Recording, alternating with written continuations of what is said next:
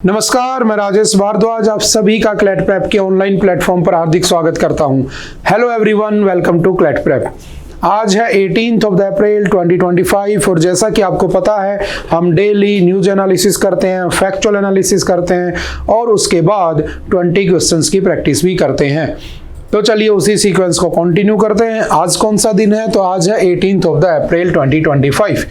तो आज ऐसा कौन सा दिन है जो सेलिब्रेट किया जाता है? कुछ ऐसा क्या इंपॉर्टेंट है? तो याद रखना जैसे मान लो आप कहीं किसी दूसरे देश में घूमने जाते हो तो आप क्या सर्च करोगे पहले कि मुझे क्या घूमना चाहिए, कहाँ घूमना चाहिए, इसमें कौन सी ऐसी चीज है जो मुझे देख लेनी चाहिए।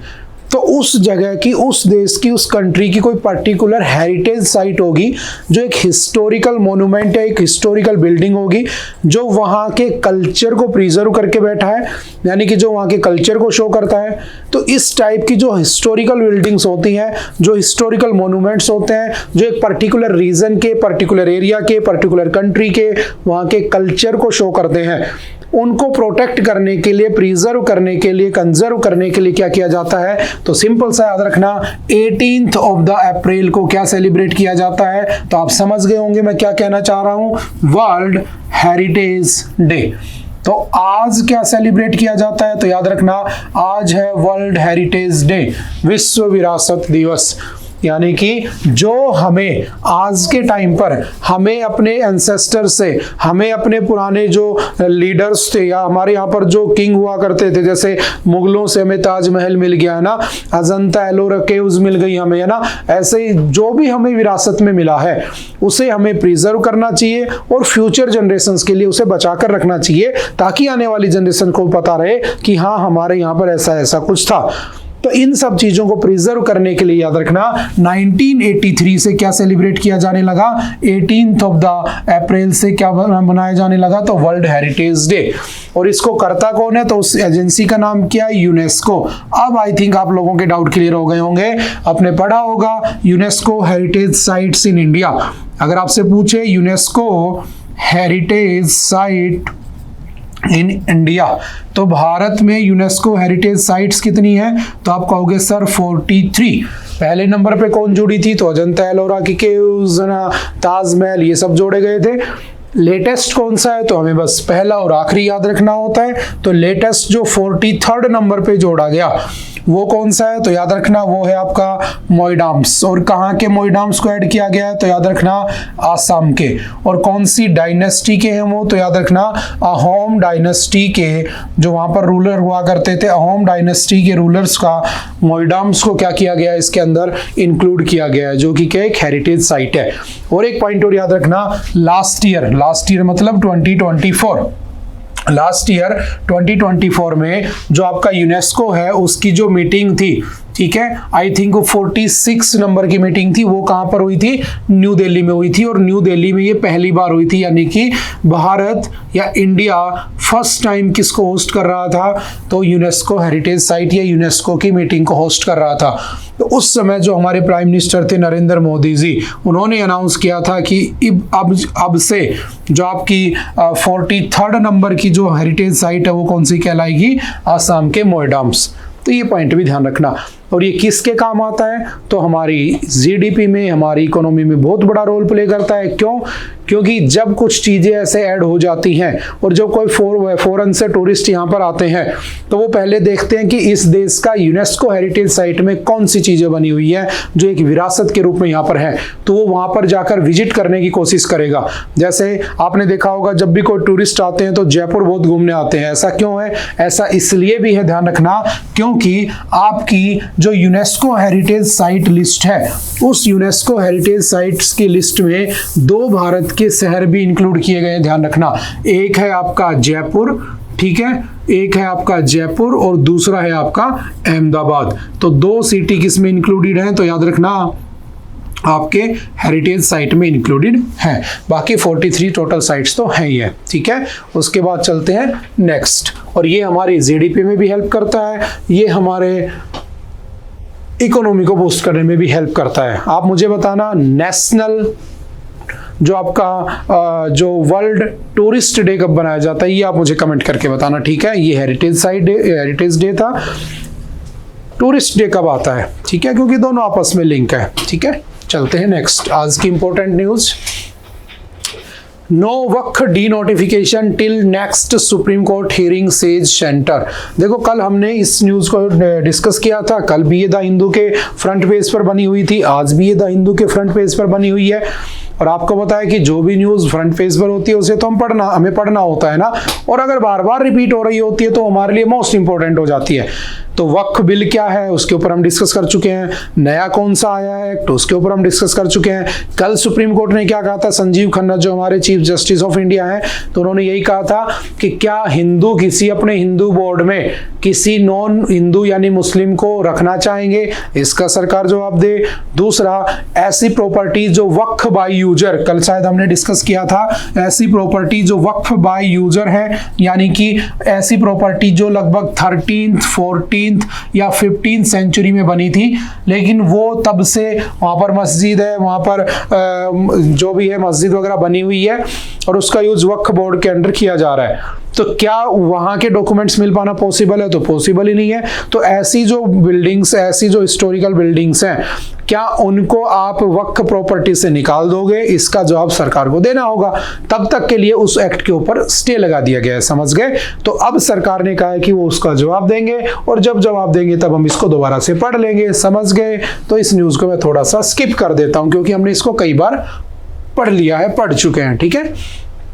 चलते नेक्स्ट, समर प्ले टाइम। देखो अब गर्मी आ गई है, गर्मी के साथ साथ बारिश भी होने लगती है, और जब बारिश होने लगती है तो आप लोग बारिश में नहाते भी हो। तो अभी क्या चल रहा है, समर का टाइम चल रहा है। तो आपके द हिंदू के अंदर आपने ये बहुत अच्छी तस्वीर देखी होगी, दो जो आपके बंगाल टाइगर है उनके जो कब हैं वो आपस में खेल रहे हैं। कहाँ पर? जयपुर में। जयपुर में कहाँ पे? नाहरगढ़ बायोलॉजिकल पार्क जयपुर, ठीक है। तो आपसे वही एनवायरनमेंट के पॉइंट ऑफ व्यू से ये चीज पढ़नी होती है, और हर दूसरे तीसरे दिन एक ऐसा कुछ आ जाता है, और आपके एग्जाम में कभी भी रैंडमली पूछ लिया जाता है कि recently this national park, this tiger reserve, ये सब न्यूज में देखे गए थे, बताओ कहाँ पर है? तो सिंपल याद रखना, ये कहाँ पर है? नाहरगढ़ बायोलॉजिकल पार्क तो जयपुर में बना हुआ है, ठीक है। कितने नेशनल पार्क है राजस्थान में? 5। शायद कल कुछ बच्चों ने आंसर भी दिया था उसका, ठीक है। सिंपल सा याद रखना। और इन टाइगर्स को बचाने के लिए क्या लाया गया था भारत में? तो आपको पता होना चाहिए, प्रोजेक्ट टाइगर। क्या लेकर आए थे? Project tiger. और प्रोजेक्ट टाइगर कब आया था? 1973 में। और किस एक्ट के अंडर इसको लाया गया था? तो याद रखना, हमारे यहाँ पर एक एक्ट आया हुआ है, वाइल्ड लाइफ प्रोटेक्शन एक्ट, यानी कि हमें वाइल्ड लाइफ को प्रोटेक्ट करना है। तो वाइल्ड लाइफ प्रोटेक्शन एक्ट जो कि कब आता है? 1972। और उसके बाद 1973 में क्या स्टार्ट कर दिया गया था? तो याद रखना, प्रोजेक्ट टाइगर, ठीक है। सिंपल सा याद रखना। उसके बाद चलते हैं next, judiciary can not attack forces of the democracy says vice president. सबसे पहली बात समझना कि वाइस प्रेसिडेंट होता कौन है, और इसके साथ में एक पॉइंट और ये लिख देता हूं कि ये कौन होते हैं जो ये कहते हैं कि judiciary can not attack forces of the democracy. मतलब समझना, आजकल बहुत अच्छा मुद्दा चल रहा है ना, काफी दिन से न्यूज में, आपकी एग्जाम में डेफिनेटली आने के चांसेस बन जाते हैं, है ना। कि जो आपकी एक सिंपल सी बात समझना, मैंने आपसे कहा कि एक होता है लेजिस्लेटिव, ठीक है, जो लॉ बनाने वाले हैं, ठीक है। एक होता है उसको एग्जीक्यूट करने वाले, एग्जीक्यूटिव, ठीक है। और एक होते हैं कि ये लॉ मेकिंग है ना, लॉ मेकर्स हैं, ठीक है, ये उनको एग्जीक्यूट कर रहा है। और अगर इनके अंदर कुछ डिस्प्यूट है उस कानून में, तो एक होती है जुडिशरी। और जुडिशरी क्या करती है? अगर कोई डिस्प्यूट है तो आप उसके पास पहुंच सकते हो, यानी कि सुप्रीम कोर्ट ऑफ इंडिया। समझ में आ रही बात? बिल्कुल ध्यान से समझना, एक एक पहलू को हम डिस्कस करेंगे। अब मैंने कहा कि इन्होंने लॉ बनाया, इन्होंने एग्जीक्यूट कर दिया, और ये उस पर डिसीजन देने वाले। तो आपने एक आर्टिकल पढ़ा होगा डीपीएसपी का, directive principle of the state policy का एक आर्टिकल है, आर्टिकल 50। बट एक बात हमेशा याद रखना, these directive principle of the state policies are not enforceable by any court of law.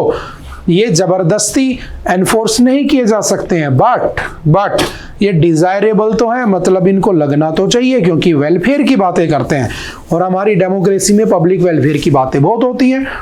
तो पब्लिक वेलफेयर के लिए जो डीपीएसपी है उसमें रखी हुई बातों को सरकार को लागू करना चाहिए, ऐसा कुछ है, समझ गए।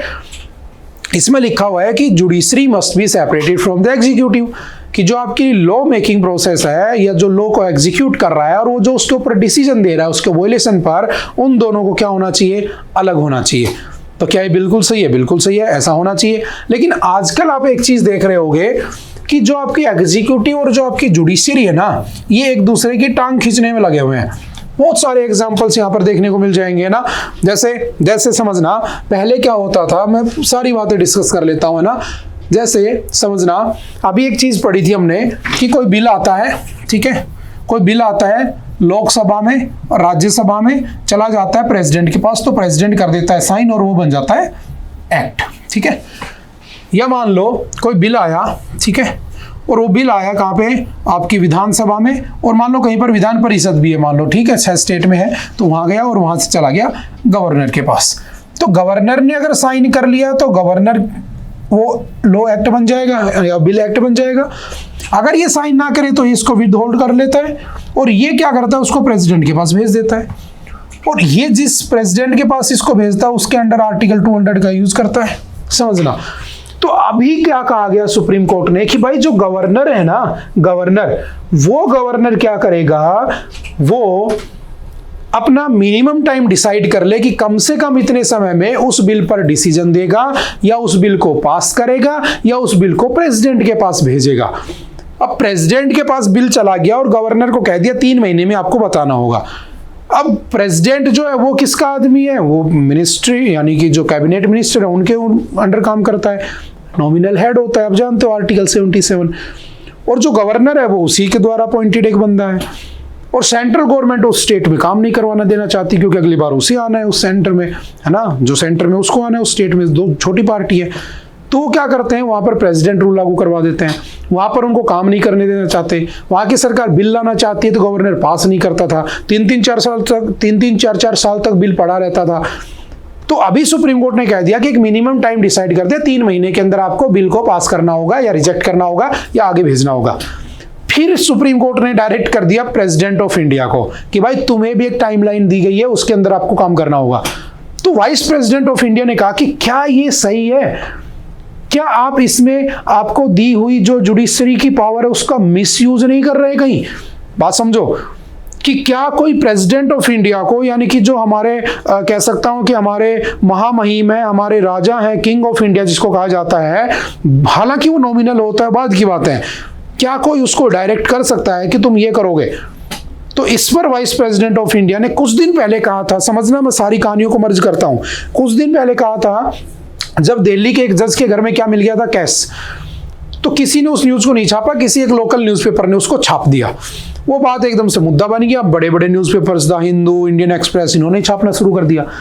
तब उन्होंने कहा, वाइस प्रेसिडेंट ऑफ इंडिया ने, कि जजेस के ऊपर भी तो सवाल उठ सकता है, वो भी तो करप्ट हो सकते हैं।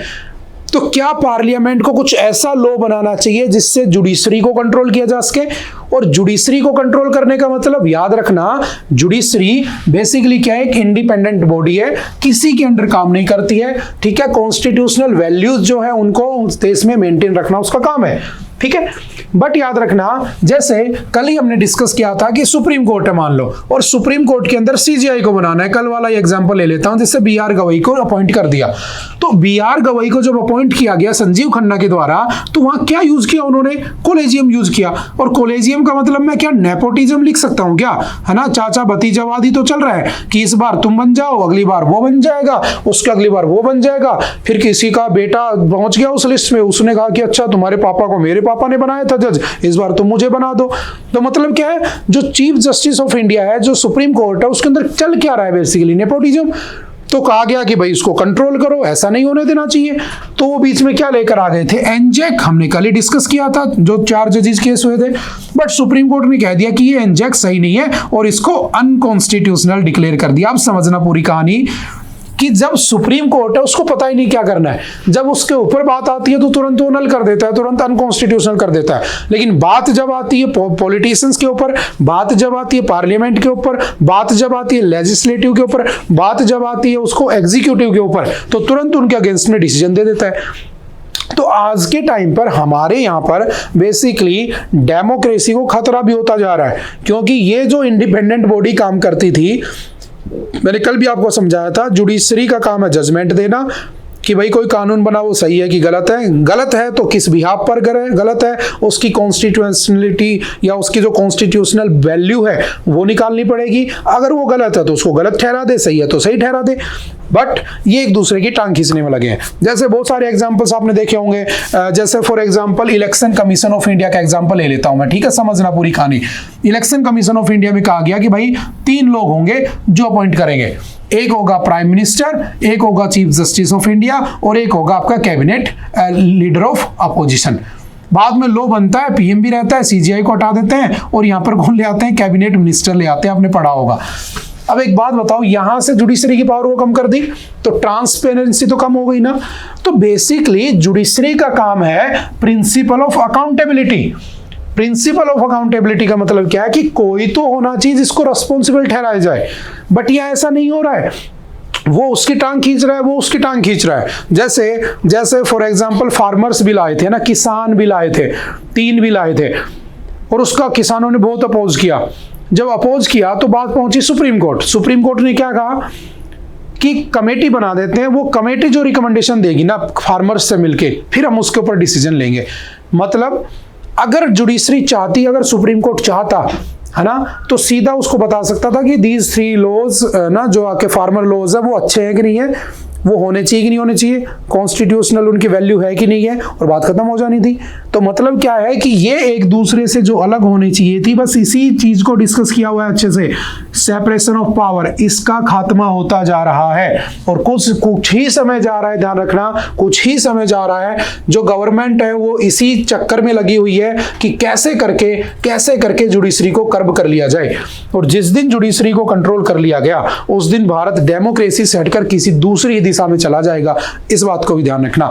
तो बेसिकली दोनों को अपना अपना काम करना चाहिए, वही इन्होंने कहने की कोशिश की है। वरना तो इन्होंने बहुत सारे एग्जांपल लिए कि जज के घर में पैसा मिला, कार्रवाई क्यों नहीं की गई, वो भी तो करप्टेड हो सकते हैं। बात समझ में आ रही है? तो पूरा कुछ ये सिनेरियो चल रहा है भारत में। Questioning the judiciary for setting a timeline for president to take decisions and accusing it of acting as a super parliament. Vice president of India का कहना है कि जो आपकी जुडिशरी है वो सुपर पार्लियामेंट की तरह काम कर रही है, जो कि पार्लियामेंट और उसको अलग होना चाहिए। आई थिंक आप समझ गए होंगे मैं क्या कहना चाह रहा हूं, ठीक है? ओके। इन्होंने एक बात और कही कि जो आर्टिकल 142 है ना, जिसको एब्सोल्यूट पावर कहा जाता है, एब्सोल्यूट डिसीजन पावर कहा जाता है, यानी कि कोई ऐसा लॉ, कोई ऐसा बात हो जाती है जिसमें कॉन्स्टिट्यूशन में कहीं लिखा नहीं है, तो कॉन्स्टिट्यूशन की जो बेसिक फंडामेंटल या बेसिक जो फीचर है उसको वोलेट नहीं करना है, और उसको ध्यान में रखते हुए क्या किया गया, वो डिसीजन दे देते हैं, ठीक है? उसको आर्टिकल 142 कहते हैं, एब्सोल्यूट पावर। तो आजकल क्या करता है सुप्रीम कोर्ट, जब भी कोई बात आती है ना सरकार के अगेंस्ट, 142 लेके पहुंच जाता है और सीधा गोली मार देता है। ये मैं नहीं कह रहा, मैंने नहीं कहा, ये इन्होंने कहा है। इन्होंने यही कहा है कि बेसिकली एक गाइडेड मिसाइल की तरह 142 का यूज करता है कौन? जुडिशरी। तो बेसिकली आप एक चीज समझो, हमारे देश में जुडिशरी और पार्लियामेंट के बीच में एक अनदेखी लड़ाई चल रही है, जो हमारी डेमोक्रेसी के लिए अच्छी बात नहीं है। बात समझ में आ रही है? आप फ्यूचर लॉयर्स हो, आपको ज्यादा ध्यान रखना चाहिए इन बातों का, ठीक है? समझ गए? समझ जाओगे, आगे बढ़ोगे जब, ठीक है? आगे समझ में आ रही है? जैसे कॉलेजियम नेपोटिज्म कह दिया उसको ऊपर मैटर चल रहा है, क्या दोबारा से एनजेक आएगा कि नहीं आएगा, वो सब बात की बातें हैं, ठीक है? Election commission of India, finance commission of India, farmer bills, वो सब उसके एग्जाम्पल्स हैं। समझ गए क्या? ओके। अब बात आती है कि जो वाइस प्रेसिडेंट होता है वो कौन होता है, कैसे सेलेक्ट होता है? तो समझना, वाइस प्रेसिडेंट जो होता है इंडिया का, basically vice president of India, उसके आर्टिकल्स कहां से कहां तक है? 63 से लेकर 70 तक। उसको बनने के लिए मिनिमम एज क्या होती है? तो याद रखना उसकी मिनिमम एज कितनी होनी चाहिए? 35 ईयर्स। कंडीशन को क्या होती है, क्वालिफिकेशन क्या होती है? पहला याद रखना सिटीजन ऑफ इंडिया, यानी कि भारत का नागरिक होना चाहिए। और एक बात और ध्यान रखना, भारत में बोर्न हो ऐसा जरूरी नहीं है, ठीक है? अगर वो पाकिस्तान का है, भारत की सिटीजनशिप लेके यहाँ आ जाता है, तो भी वो प्रेसिडेंट, वाइस प्रेसिडेंट कुछ भी बन सकता है भारत में, ठीक है? क्योंकि हमारे यहाँ पर सिटीजन ऑफ इंडिया की कंडीशन होती है। दूसरा, उसकी मिनिमम एज कितनी होनी चाहिए? 35 ईयर।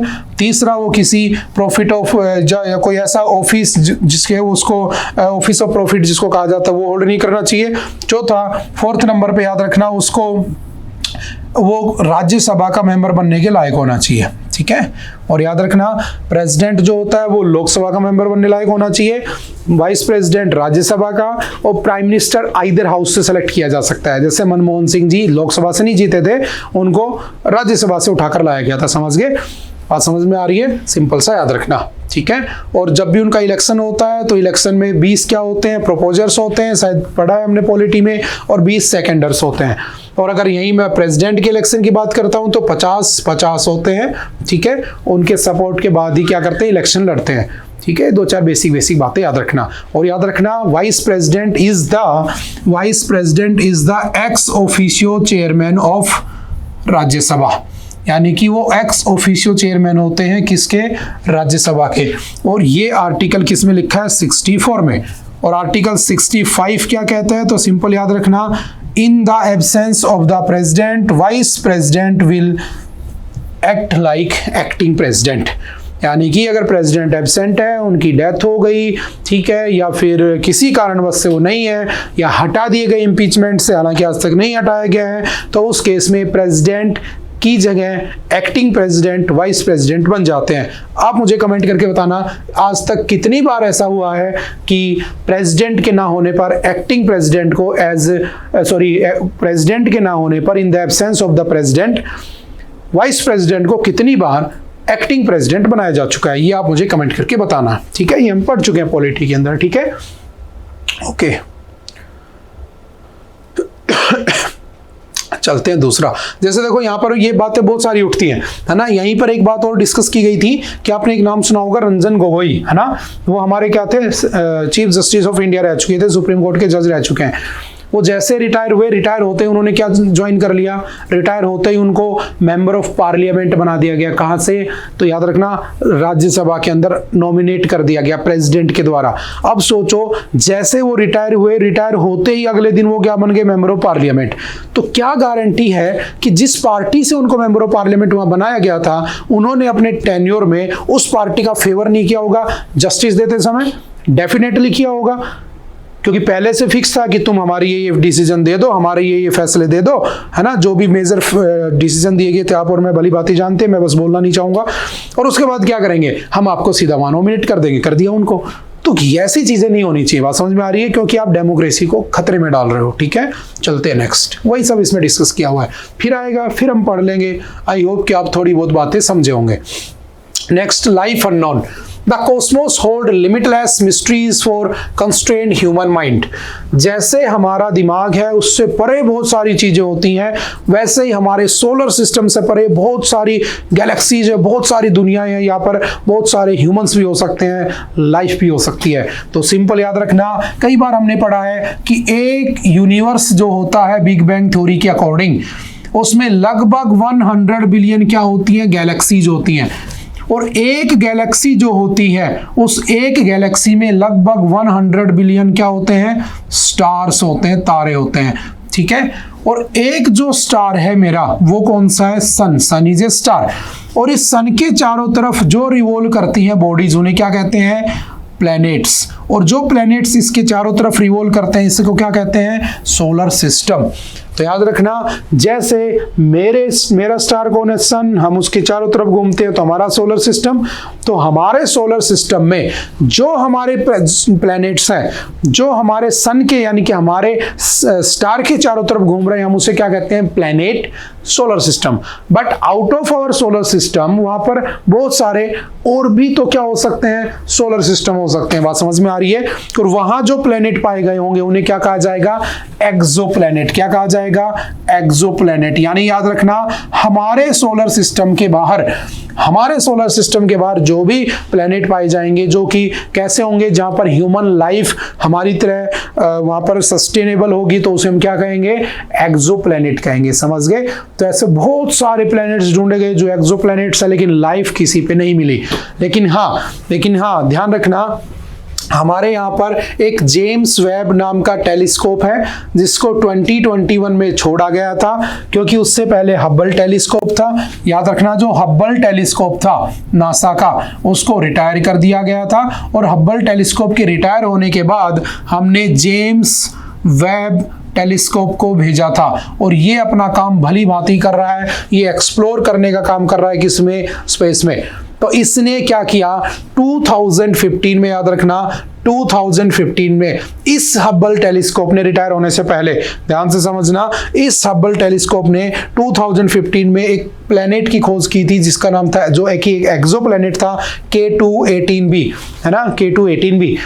और उस K2-18b के ऊपर इसने पानी यानी कि वाटर वेपर्स होने के प्रूफ दिए थे। अब दोबारा से जो नासा का जेम्स वेब है उसने भी क्या कहा, उसने डिस्कवर किया the presence of the carbon dioxide and the methane. इसने अब कह दिया कि वो जो आपका एक्सोप्लैनेट है उसके ऊपर कार्बन डाइऑक्साइड भी और मीथेन भी है। आप समझ में आ रही है?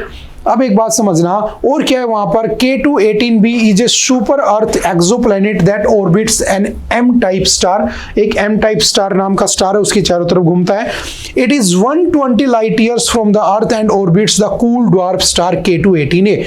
तो ये K2-18a के चारों तरफ घूमता है जो कि 120 लाइट ईयर दूर है, और it is 8.6 times as massive as earth and the size lies that of the between earth and the Neptune. Its discovery was announced 2015, वही सब बातें लिखी हैं। लेकिन अब जेम्स वेब ने प्रोवाइड किया है कि इसके ऊपर एक ऐसा मॉलिक्यूल है जिसको हम क्या कहते हैं, डाइमिथाइल सल्फाइड। याद रखना, इस नाम को अच्छे से लिख लेना, डाइमिथाइल सल्फाइड। ये आपके साइंस एंड टेक्स्ट से लिंक कर रहा है। तो समझना बात क्या है कि ये जो डाइमिथाइल सल्फाइड है ना, ये सिर्फ और सिर्फ लिविंग ऑर्गेनिज्म जो होते हैं ना उनके द्वारा ही जनरेट हो सकता है, वरना इसके जनरेट होने का कोई सोर्स नहीं है। तो अगर उस प्लेनेट के ऊपर एक्सोप्लैनेट के ऊपर सॉरी डाइमिथाइल सल्फाइड है, DMS, तो डेफिनेटली वहां पर क्या है, लाइफ तो है। तो हमारे लिए एक उम्मीद की किरण है कि वहां पर जीवन पॉसिबल हो सकता है। समझ गए? तो आपसे पूछ लेगा, रिसेंटली ये न्यूज में था, ऐसे ऐसे बात थी, तो आपको ये सारी बातें पता होनी चाहिए। और जेम्स वेब को कब लॉन्च किया जाता है? 2021 में। किस किस ने? तो नासा ने, ईसा ने, यूरोपियन स्पेस एजेंसी और कैनेडियन स्पेस एजेंसी ने, तीनों ने मिलकर इसको लॉन्च किया होता है। समझ गए? और भारत भी किस में जाना चाहता है, एक्सप्लोर करना चाहता है, किसको? यूनिवर्स को। इसीलिए भारत क्या कर रहा है, प्राइवेट एजेंसीज को क्या कर रहा है, प्रमोट कर रहा है, प्राइवेट स्पेस एजेंसीज को प्रमोट कर रहा है, जैसे अग्निकुल कॉस्मोस है ना, जैसे स्काई रूट प्राइवेट लिमिटेड, इन सबको प्रमोट कर रहा है। बात समझ में आ रही है? और इसीलिए हमने, याद रखना, इंडिया ने अपने यहाँ पर स्पेस सेक्टर में 100% क्या अलाउ कर दिया हमने लास्ट ईयर, FDI। ये भी याद रखना, फॉरेन डायरेक्ट इन्वेस्टमेंट। कोई भी आए यहाँ पे स्पेस में काम करे, करो। हमारा इसरो क्या करेगा, एक्सप्लोरेशन की तरह काम करेगा, जैसे नासा कर रहा है एक्सप्लोर करने में। समझ गए? तो ये सब भी न्यूज में चल रहा है। तो रिसेंटली क्या है, इसको जस्ट पढ़ लेना। ये एडिटोरियल में डिस्कस किया हुआ था और उसी को इन्होंने आगे साइंस वाले पोर्शन में भी डाला हुआ था। Scientist using James Webb telescope find strongest sign of the life on alien planet. हो सकता है कि वहां पर लाइफ हो सकता है वहां पर एलियन बैठे हो, जादू बैठा हो। ठीक है, चलते हैं next. Are Indian startups not scaling up on innovation. बहुत अच्छा आर्टिकल है, union commerce and industry minister Piyush Goyal at the startup Mahakumbh New Delhi. इन्होंने कहा था, उसके बाद इन लोगों ने, दो लोगों ने उसके ऊपर बहुत अच्छा आर्टिकल लिखा कि क्या जो भारत का स्टार्टअप है या जो भारत का स्टार्टअप माहौल है, क्या वो हमारे यहाँ पर इनोवेशन को स्केल नहीं कर रहा है? क्या इनोवेशन नहीं हो रही है? तो नहीं हो रही है बेसिकली। इन्होंने यही कहा। देखो चाइना वाले क्या करते हैं, चाइना वाले काम करते हैं आर्टिफिशियल इंटेलिजेंस, डीप सीक ले आए वो, है ना। चाइना वाले काम करते हैं 3D पे। वहां पर कारें देखो आप, BYD है ना, दुनिया की सबसे कह सकता हूं कि हाई टेक्नोलॉजी की कारें बनी हुई है ना, सेल्फ ड्राइविंग, और कहीं टेस्ला से कहीं ज्यादा गुना अच्छी है ये कारें। कौन सी? BYD। उसके बाद क्वांटम साइंस की बात करते हैं वो, ठीक है, EV की बात करते हैं वो, है ना। लेकिन भारत में क्या है, भारत में बात होती है 10 मिनट में डिलीवरी हो जाएगी, ब्लिंकिट। अच्छा वो 10 मिनट दे रहा है, मैं 8 मिनट में डिलीवरी कर दूंगा, ब्लिंकिट का छोटा भाई आ गया कोई, ठीक है। अच्छा MBA चाय वाला, ठीक है, ये चाय वाला, वो चाय वाला, ये स्टार्टअप है भारत में। भारत में कोई इनोवेशन की तरफ बात ही नहीं कर रहा है, भारत में कोई साइंस टेक्नोलॉजी की बात ही नहीं कर रहा है। ये मैं नहीं कर रहा, ये पीयूष गोयल जी के कहे हुए वचन है, बातें हैं। बात समझ में आ रही है? इन्होंने कहा कि हमारे यहाँ पर क्या होता है, शायद मैं समझा चुका हूं एक बार, कि 4 अमीर घर के बच्चे मिलकर पैसा लगाते हैं और एक ऐप क्रिएट करते हैं जिसमें एक गरीब घर का बच्चा काम करता है डिलीवरी का, और अमीरों के बच्चे उस गरीब के बच्चे के थ्रू खाना मंगवाते हैं और खाते हैं, एंजॉय करते हैं। तो ये स्टार्टअप नहीं है बेसिकली, है ना। और वो जो अमीर और गरीब की बात हो रही है, उसी के अंदर गिग इकोनॉमी निकल के आती है ना, gig workers. These type of workers are known as the gig workers, जिनके लिए राजस्थान बिल लेकर आया था। तो एक्चुअल में ये स्टार्टअप नहीं है, ये इनोवेशन नहीं है, ये उनका कहना है, बात समझ में आ रही है। हालांकि इनसे जॉब क्रिएट हो रही है बाद की बातें हैं, लेकिन हम उस डायरेक्शन में नहीं जा रहे हैं। समझ में आ रही बात? तो बस उसी चीजों को इन्होंने इसमें डिस्कस किया हुआ है। तो आई होप कि आप इसको एक बार पढ़ेंगे और पढ़ने के बाद आपके थोड़ा सा आइडिया लग जाएगा। बाकी इसमें ऐसा कुछ है नहीं, बाकी हम बातें कई बार पढ़ चुके हैं पहले। तो बहुत से बच्चे पूछेंगे कि सर चाइना और इंडिया की इकोनॉमी में डिफरेंस क्या है? तो समझना, इंडिया और चाइना में डिफरेंस ये है कि जो चाइना की इकोनॉमी है वो क्लोज्ड इकोनॉमी है और इंडिया की इकोनॉमी जो ओपन इकोनॉमी है। डिफरेंस क्या है समझना कि क्लोज्ड इकोनॉमी वो होती है जिसमें वो लोग मैक्सिमम जो वहाँ पर डेवलपमेंट किया जा रहा है ना, वहाँ पर कुछ भी हो रहा है, कोई इंडस्ट्रीज लगी हैं, तो वो अपने देश को आगे ले जाने के लिए इंटरनली वो जो ट्रेड है वो देश के अंदर हो रहा है विद इन द बाउंड्रीज। अगर मैं डेफिनेशन की तरफ जाऊँगा, ओरिजिनल डेफिनेशन की तरफ। बट ओपन मार्केट में ये होता है कि अक्रॉस बॉर्डर्स भी क्या होता है, ट्रेड होता है। तो इंडिया इस बात की तरफ ज़्यादा ध्यान देता है कि बाहर के कितने लोग यहाँ पर इंडस्ट्री लगा रहे हैं, बाहर के कितने लोग यहाँ पर डेवलपमेंट कर रहे हैं। और चाइना इस बात पे ध्यान देता है कि यहाँ पर जो इकोनॉमी बूस्ट करने के लिए जो फैक्ट्रीज लगी, इंडस्ट्रीज लगी हैं, वो चाइनीज होनी चाहिए, लोकल होनी चाहिए ज़्यादा से ज़्यादा। बात समझ में आ रही है? तो लेबर भी चीप मिल जाएगा, हर आदमी को काम भी मिल जाएगा, अनएम्प्लॉयमेंट भी कम रहेगा, एम्प्लॉयमेंट ज़्यादा रहेगा। और देश के लोग किसके लिए काम करना चाहेंगे? देश के लिए काम करना चाहेंगे ओवरऑल। बात समझ में आ रही है? लेकिन भारत इसका थोड़ा सा अपोजिट है। तो चाइना ने अपनी खुद की मार्केट ग्रो कर ली। चाइना के अंदर नेशनलिस्टिक व्यू ऑफ टेक्नोलॉजी होता है कि अपने देश को टेक्नोलॉजिक व्यू में आगे ले जाना है। लेकिन भारत में क्या है? कुछ नहीं है, चार अमीर ज़्यादा बैठे और कह दिया कि चलो ब्लिंकिट बना देते हैं, घर बैठे 10 मिनट में डिलीवरी। तो अमीर आदमी ऑर्डर कर रहा है, गरीब आदमी डिलीवर कर रहा है, बट इकोनॉमी तो बूस्ट हो रही है, उसको एम्प्लॉयमेंट मिल रहा है। लेकिन क्या ये सही फील्ड है? क्या हमें आज के मॉडर्न टाइम में साइंस, ठीक है, एआई, ठीक है, 3D, हमें क्वांटम साइंस की तरफ नहीं जाना चाहिए? बस उसी का जिक्र किया हुआ इस आर्टिकल में, एक बार पढ़ना, बहुत अच्छा आर्टिकल है। हमारे जो चाइना है उसने खुद को मोर सेल्फ रिलायंट बना लिया है। स्टार्टअप महाकुंभ जो दिल्ली में होता है उसके अंदर ये सारी बातें की गई थी। हालांकि भारत के अंदर भी startup India fund seed scheme लाई गई थी जिसमें लगभग 50 लाख रुपए तक के आसपास फंडिंग दी जाती है। लेकिन हाँ, इसमें ये बात निकल के आती है कि इससे ज्यादा भी क्या होनी चाहिए, इसमें फंडिंग या फंड स्कीम होनी चाहिए जो लोगों को क्या करेंगी, लोगों को मोटिवेट करेंगी किसके लिए? स्टार्टअप्स के लिए। तो अगर आपसे पूछे स्टार्टअप महाकुंभ कहाँ हुआ था? न्यू दिल्ली में हुआ था, जहां पर इंडिया और चाइना को क्या किया गया था? कंपेयर किया गया था हमारे मिनिस्टर पीयूष के द्वारा। ठीक है, next is the once extinct direwolf back. ये शायद हम डिस्कस कर चुके हैं कि आज से लगभग 10-12 हजार साल पहले कुछ यहां पर एक स्पीसीज पाई जाती थी जिसका नाम था डायरवोल्फ। आपने शायद गेम ऑफ थ्रोन्स देखा होगा, उसके अंदर भी उसको दिखाया गया है। तो अभी साइंटिस्टों ने क्या किया, उनके जो स्केलेटन थे या ना उनके जो फॉसिल्स मिले उनसे डीएनए को एक्सट्रैक्ट करके और किसी तरीके से मॉडर्न साइंस का यूज करके, एआई का यूज करके क्या बना दिया, उन्हीं वैसे ही डायरवोल्फ को दोबारा से बना दिया है। ठीक है, तो उसी के ऊपर ये आर्टिकल लिखा हुआ है कि is the once extinct direwolf back, क्या वो सही में आ चुके हैं? तो थोड़े टाइम बाद पता लग जाएगा उनकी जो स्पीसीज बनाई गई है बेसिकली उनकी कैरेक्टरिस्टिक्स क्या क्या है। ठीक है, क्या वो ऐसा तो नहीं है कि कोई नॉर्मली हाइब्रिड कुछ बन गया हो, ठीक है, तो बात की बात है। लेकिन हाँ, इससे वो मैमोथ को भी वापस लाने की बात कर रहे हैं। ठीक है, ये आर्टिकल शायद हम एक बार पहले भी डिस्कस कर चुके हैं, तो आप एक बार इसको पढ़ लेना, साइंस वाले सेक्शन में इसको इंक्लूड किया गया है।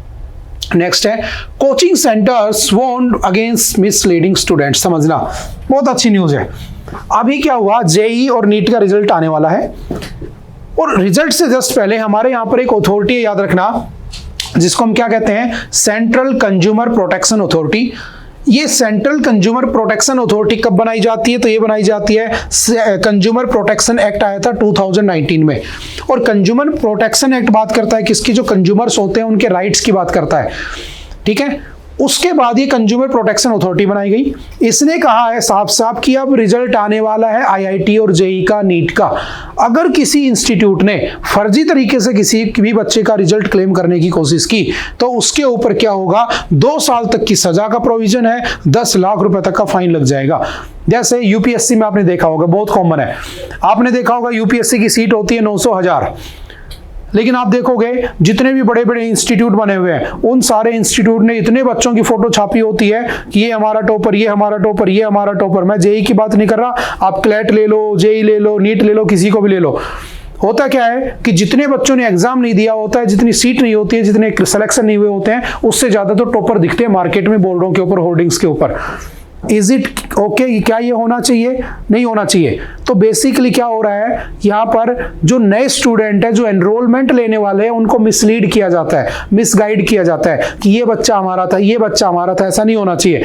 कई बार क्या होता है कि कोई बच्चा, कोई बहुत अच्छा इंस्टीट्यूट है ए और दूसरा अच्छा इंस्टीट्यूट है बी।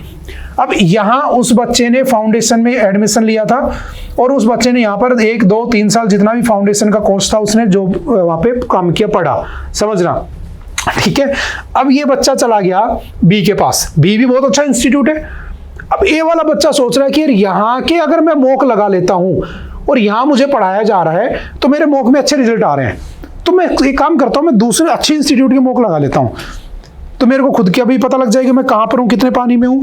तो उस बच्चे ने उस दूसरे अदर इंस्टीट्यूट के मॉक टेस्ट में मॉक टेस्ट सीरीज को ज्वाइन कर लिया। ये मैं नहीं कर रहा, ये सब इनकी कही हुई बातें हैं कि ऐसा नहीं होना चाहिए। अब जब ये बच्चा इस मॉक टेस्ट सीरीज में चला गया और ये बच्चा टॉपर बच्चा था, तभी तो दूसरे इंस्टीट्यूट के मॉक लगाने की कोशिश कर रहा था, वरना ना पढ़ने वाले तो खुद का ही नहीं लगाते बेसिकली। अब वहां जा ये गया, एक जगह एनरोल है, दूसरी जगह उससे फॉर्म भरवाया जाता है और उसमें लिखवा लिया जाता है कि अगर कल को तुम्हारा रिजल्ट आया तो हम तुम्हारा रिजल्ट पब्लिश करेंगे। तो होता क्या है एक्चुअल में कि यहां वो बच्चा 2 साल मेहनत किया, 2 साल यहां पर पढ़ाया गया उसको, लेकिन लास्ट में जाते जाते 1-2 महीने के लिए बच्चा यहां चला गया, तो इसने क्लेम कर दिया कि ये बच्चा तो मेरा था, जबकि उस बच्चे की जो रैंक थी, जैसे कि मान लो AIR 5, AIR 6 कुछ भी लगा लो, मैं 1 लगा लूं, मान लो वो बच्चा पढ़ा यहां था, लेकिन उस बच्चे को क्लेम कौन कर रहा है? उस बच्चे को क्लेम ये कर रहा है, बी कर रहा है। तो साफ साफ कह दिया हमारे कंज्यूमर प्रोटेक्शन अथॉरिटी ने कि आपको नीचे मेंशन करना होगा कि ये बच्चा मॉक टेस्ट सीरीज का था, ये बच्चा फाउंडेशन का था, ये बच्चा इंटरव्यू के उसमें आया था तुम्हारे पास।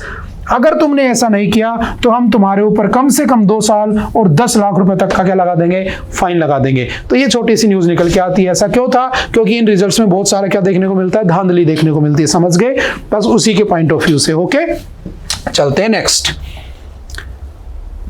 Prisons plagued by the lack of medical mental health professionals report। अभी एक रिपोर्ट आई हमारे यहाँ पर जिसको हम कहते हैं द इंडिया जस्टिस रिपोर्ट 2025। याद रखना, IJR 2025 is India's first and only comprehensive quantitative index which uses government data to rank the capacity of pillars of the formal justice system। ये रिपोर्ट ये बताती है कि कितने जजों की कमी है, कितने जो प्रिजन है वहां पर जो कैदी हैं उनकी हालात कैसी हैं। आपने पढ़ा होगा कि हमारे यहाँ पर 75% जो जेल में कैदी हैं, प्रिजनर्स हैं, वो अंडर ट्रायल है, यानी उनके ऊपर कोई जजमेंट नहीं आया है, वो कन्विक्ट नहीं हुए हैं, लेकिन हाँ वो अंडर ट्रायल है, तो वो जेल में भरे हुए हैं, तो उनको बाहर निकाला जाए, है ना। जेल के अंदर माहौल अच्छा किया जाए। मेंटल हेल्थ के जो डॉक्टर होने चाहिए वो ज्यादा होने चाहिए, क्योंकि बहुत सारे क्रिमिनल मेंटल हेल्थ से परेशान होते हैं, इसलिए वो ऐसी हरकतें कर देते हैं। तो उनके मेंटल हेल्थ को कैसे सुधारा जाए, तो साइकियाट्रिस्ट या जो भी साइकोलॉजिस्ट होते हैं वो होने चाहिए, लेकिन वो ऐसे नहीं है। तो इन सब को ध्यान में रखते हुए हमारे यहाँ पर एक रिपोर्ट आती है जिसका नाम है इंडिया जस्टिस रिपोर्ट। पहली बार ये कब आती है? तो इंडिया जस्टिस रिपोर्ट की पहली रिपोर्ट पब्लिश होती है 2019 में, ठीक है। इसका सपोर्ट किसकी हेल्प से? तो याद रखना टाटा ट्रस्ट, ठीक है। 2-4 बातें सिंपल सी याद रखना। और कौन कौन है इसके अंदर? तो ह्यूमन राइट्स कमीशन भी है, 36 स्टेट और यूटीज का, जुडिशरी भी है, प्रिजन्स भी है, लीगल एड भी है, ठीक है। इन सब की हेल्प से, ह्यूमन रिसोर्सेज की हेल्प से क्या किया जाता है? इस रिपोर्ट को प्रेजेंट किया जाता है। और ये अपने आप में एक यूनिक रिपोर्ट है जिसने ये बताया है कि the prison inmate population of India is projected to reach 6.8 lakh by 2030, यानी 2030 तक भारत में जो प्रिजन के अंदर, जेलों के अंदर कैदी हैं वो 6.8 लाख तक पहुंच सकते हैं। तो याद रखना, the IJR is a collaborative effort undertaken in the partnership with Daksh, ठीक है, Commonwealth Human Rights Initiative, Common Cause, Centre for Social Justice, Vidhi Centre for the Legal Policy and TISS Prayas के द्वारा इसको प्रेजेंट किया जाता है। जैसे इसमें बताया गया मल्टीपल हेल्थ चैलेंजेस हैं। अगर मैं कहूं पूरे भारत में जो मेंटल इलनेस के शिकार कैदी हैं वो है लगभग 9000, लेकिन पूरे भारत की सभी जेलों को अगर मैं मिला दूं तो सभी जेलों के अंदर लगभग 25 ही क्या है? तो याद रखना साइकोलॉजिस्ट हैं। तो क्या ये फेयर है? क्या ऐसा नहीं होना चाहिए, है ना। जेलों के हालातों को सुधारना चाहिए। जरूरी नहीं है कि वो क्राइम करके आए वो सच में क्रिमिनल हो, बहुत सारे झूठे भी फंसे होते हैं, बहुत सारों से गलती हो जाती है ना। तो उनकी मेंटल हेल्थ को उनको ध्यान में हमें रखना चाहिए। तो बस आईजीआर को जरूर याद रखना। इसकी पहली रिपोर्ट 2019 में आई थी, दूसरी रिपोर्ट इसकी 2025 में आती है। नेक्स्ट है making primary health care visible, accessible and affordable. ये बात कर रहा है मॉडर्न पब्लिक हेल्थ चैलेंजेस की। याद रखना हमारे यहाँ पर एक आर्टिकल है, आर्टिकल 21, जो इस बात की गारंटी देता है राइट टू लिव, यानी कि मुझे जीने की आज़ादी है, ठीक है। लेकिन आर्टिकल 21 जो है बेसिकली वो कैसे जीने की आज़ादी देता है, तो याद रखना विद डिग्निटी, मुझे डिग्निटी से जीने की आज़ादी है। और दूसरा कौन सा, तो सेकंड नंबर याद रखना इन ए हेल्दी एनवायरनमेंट। और हेल्दी एनवायरनमेंट का मतलब उससे मेरी हेल्थ अच्छी रहे, मुझे अच्छा हवा मिले, मुझे अच्छी हवा अच्छा खाना मिले, ठीक है, मुझे अच्छा पानी मिले पीने को। ये सब कौन है, किस में दिए गए हैं, तो आर्टिकल 21 में राइट टू लिव में। तो भारत में जो हेल्थ है वो क्या होनी चाहिए, हेल्थ केयर जो है वो एक्सेसिबल होना चाहिए, ठीक है, अफोर्डेबल होना चाहिए। लेकिन ऐसा नहीं है, आप देखोगे भारत में जो आपकी मेडिकल सर्विसेज है बहुत महंगी हो चुकी हैं। आप बड़े बड़े शहरों में कुछ को छोड़ दो, जैसे राजस्थान है, बेस्ट हेल्थ फैसिलिटीज है यहाँ पे, है ना। आपको अगर आप राजस्थान में हो तो आपको चिरंजीवी स्कीम मिलती है ना। अगर आप भारत में रहते हो तो कहीं भी तो आपको आयुष्मान भारत मिल जाता है, 5 लाख रुपए तक का उसमें हेल्थ इंश्योरेंस है। पहले यहाँ भामाशाह चलता था। तो ये सारी चीजें कौन करता है, स्टेट भी करता है। तो याद रखना स्टेट वेलफेयर में भी आती है, डीपीएसपी में भी आती है। तो डीपीएसपी में भी इंक्लूडेड है कि पब्लिक वेलफेयर के लिए स्टेट करेगा। समझ रहे हो, right to work, right to health. इसलिए मैंने कहा था कि हमारे यहाँ पर एक बिल आया था राइट टू हेल्थ। अगर आपसे पूछे राइट टू हेल्थ बिल लाने वाला पहला स्टेट कौन बना था, तो राजस्थान बना था। यानी कि अगर किसी का चलते चलते एक्सीडेंट हो गया तो प्राइवेट हॉस्पिटल वाले उसको एडमिट नहीं करते थे, अगर कर लेते थे तो बहुत ज्यादा बड़ा बिल बना देते थे। तो राजस्थान की सरकार थी उस समय, गहलोत की सरकार थी, तो उन्होंने कहा था कि हेल्थ बिल, अगर कोई आदमी एक्सीडेंट केस में इमरजेंसी में आता है तो वो चाहे कितने बड़े हॉस्पिटल में चला जाए, कितना महंगे से महंगा हॉस्पिटल हो, उसका उस इमरजेंसी का बिल सरकार पे करेगी। ये था राइट टू हेल्थ। मेरे को किसका अधिकार है, स्वास्थ्य का अधिकार है। ये मेरी जिम्मेदारी कौन लेता है, स्टेट। तो आप मुझे बताओगे डीपीएसपी के किस आर्टिकल में लिखा हुआ है कि ये स्टेट की रिस्पॉन्सिबिलिटी है। फंडामेंटल राइट है वो तो मैंने लिख दिया 21 में है ही, लेकिन डीपीएसपी में directive principle of state policy में कौन सा स्टेट मुझे ये देता है, वो आप मुझे कमेंट करके बताओगे। समझ में आ रही बात, ठीक है। जैसे यहाँ पर स्कीम चलती है नेशनल हेल्थ मिशन, रूरल के लिए कब आया था, 2005 में। याद रखना इसमें उन्हीं सब की बात की हुई है ना, कि उनको प्रॉपर तरीके से कैसे इंप्लीमेंट किया जाए। जैसे नेशनल हेल्थ मिशन, ठीक है, नेशनल हेल्थ मिशन सबसे पहले किसके लिए आया था, ये रूरल एरियाज के लिए। और रूरल एरियाज में कब आया था, 2005 में। देन आता है national health mission for urban areas, urban rural जो लोग होते हैं ना, शहरों में भी तो गरीब लोग होते होंगे, उनके लिए बेसिकली आया है। बेसिकली कब आया था, 2013 में। आप बताना डीपीएसपी किस पार्ट में इसको जिक्र किया गया है, ठीक है। चलते हैं next. India Italy resolve to take forward IMEEC initiative. देखो इंडिया और इटली ने IMEEC को आगे बढ़ाने के लिए क्या किया है, बातचीत शुरू कर दी है। अब आपको पता होना चाहिए व्हाट इज IMEEC। तो समझना, यहाँ पर यूरोप के पेराइसस से लेकर इजराइल के हाइफा पोर्ट से होते हुए, अल हदीता सऊदी अरबिया के पोर्ट से होते हुए, और सीधा सऊदी अरबिया से होते हुए यूएई के जबेल अली से किसको कनेक्ट करना है, मुंबई को।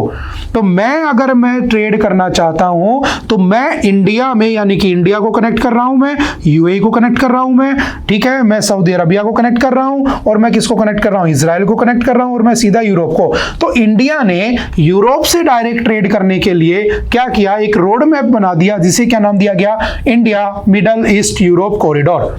आप मुझे बताओगे कि ये इंडिया मिडल ईस्ट कॉरिडोर कब स्टार्ट हुआ था, ठीक है, किसको कनेक्ट करता है, क्यों हम ऐसा कर रहे हैं, ताकि हमारी क्या बढ़ाई जा सके, ट्रेड को बढ़ाया जा सके, इकोनॉमी को बूस्ट किया जा सके। तो सिंपल समझना, इसके पार्टिसिपेटिंग नेशंस कौन कौन से हैं, तो इंडिया है, यूएई है, आपसे पूछ लेगा कौन सा मेंबर है कौन सा नहीं है, तो ध्यान से याद रखना, इंडिया है, यूएई है, सऊदी अरबिया है, जॉर्डन है, इजराइल है, फ्रांस है, जर्मनी है, इटली है, और आपका यूरोपियन यूनियन है। और यूरोपियन यूनियन कब बना था, 1993। और यूरोपियन यूनियन में कितने मेंबर होते हैं, 27 मेंबर होते हैं। तो 27 वो हो गए, एक ये, एक ये, एक ये, एक ये, और इन सबको जोड़ सकते हो, तो कितने मेंबर हो गए, ये भी ध्यान रखना रखना, ठीक है। कब स्टार्ट हुआ था? G20 हुई थी 2023 की पहली बार भारत में, तो दिल्ली में हुई थी, है ना। तो वहां से 2023 के G20 समिट में हमारे पास ये कॉन्सेप्ट निकल के आया था, ठीक है, इस इकोनॉमिकल कॉरिडोर का, ठीक है। इसके पोर्ट्स कौन कौन से हैं? तो इंडिया में मुंद्रा पोर्ट, कांडला पोर्ट जो कि गुजरात में है, जवाहरलाल नेहरू ये आपके महाराष्ट्र में है, ठीक है। उसके बाद मिडल ईस्ट का ये पोर्ट के याद रखना नाम, यूएई का कौन सा है? फुजारिया, जेबेल अली दुबई का, अबू धाबी में, ठीक है, दम्माम सऊदी अरबिया का, रास अल खैर सऊदी अरबिया का, इजराइल का हाइफा पोर्ट है। आपसे डायरेक्टली पूछ लेगा कि इंडिया मिडल ईस्ट कॉरिडोर जो है उसमें कौन सा पोर्ट है, कौन सा नहीं है, तो प्लीज अच्छे से इसका स्क्रीनशॉट ले लेना, अच्छे से इन नामों को याद रख लेना, क्योंकि कई बार इंटरनेशनल लेवल पर क्वेश्चन आते हैं, पैसेज आते हैं और ऐसे क्वेश्चन आपसे पूछ लेता है, ठीक है। तो इसको थोड़ा सा ध्यान से याद कर लेना। थोड़ा सा आगे बढ़ते हैं। ओके, आई होप कि आज के लिए इतना ही था और आई थिंक कि आपको बातें समझ में आई होंगी। अगर फिर भी कोई डाउट रहता है तो आप आकर पूछ सकते हो, मिल सकते हो। ओके, बाय बाय, मिलते हैं दोबारा next time. Thank you, have a nice day.